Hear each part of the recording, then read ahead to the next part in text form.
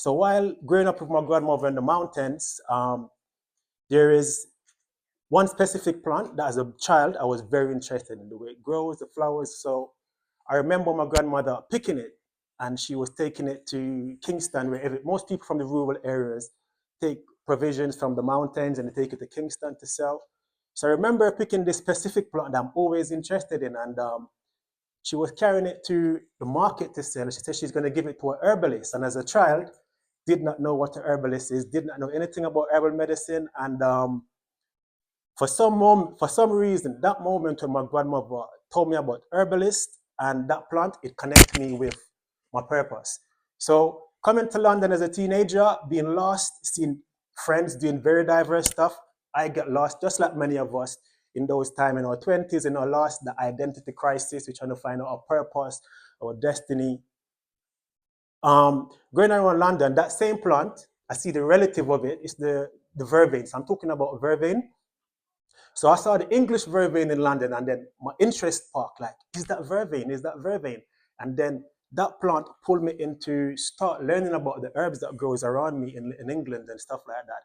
And that plant is like my garden plant, and that's the plant that like really bring me into learning herbal medicine. So yeah, you know.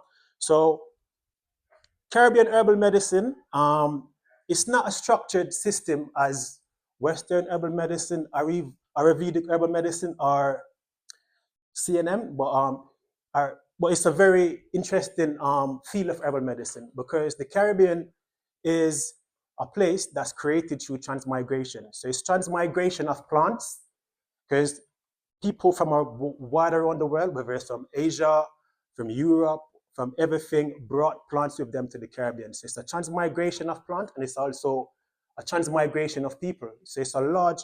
So you can Caribbean herbal medicine. You can find background from everywhere. So you can find, if you go to South America, you can find influence from Spain. You go to the Netherlands and other places, you can find. If you go to Suriname and other places, you can find influence from Netherlands, from the Caribbean, like Jamaica and other English-speaking countries. You can find influences from England, from Scotland, from Ireland. So it's a wide variety of things, and it's kind of a melting pot of people and a melting pot of ideas and a melting pot of plants.